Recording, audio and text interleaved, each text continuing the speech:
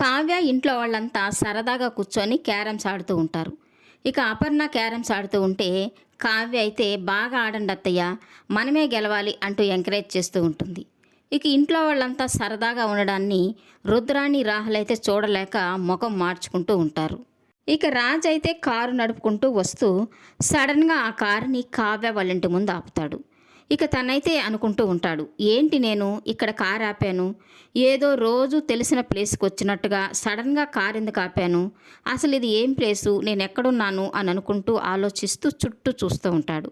ఇక ఎంత ఆలోచించినా తనకేమి జ్ఞాపకం రాకపోయేసరికి కావ్య కోసం తీసుకొచ్చిన గిఫ్ట్ని తీసుకొని కారు దిగి ఎక్కడ ఆగాను అంటూ చుట్టూ చూస్తూ ఉంటాడు.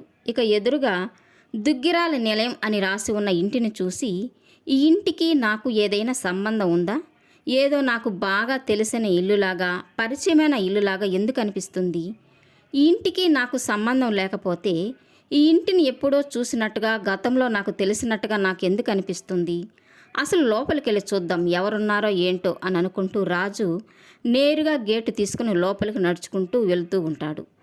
ఇక కావ్య ఇంట్లో వాళ్ళంతా జ్యూస్ తాగుతూ సరదాగా క్యారమ్స్ ఆడుతూ ఉంటారు. కావ్య అయితే అపర్ణ చేతిని పట్టుకొని తనని బాగా ఆడమని ఎంకరేజ్ చేస్తూ ఉంటుంది.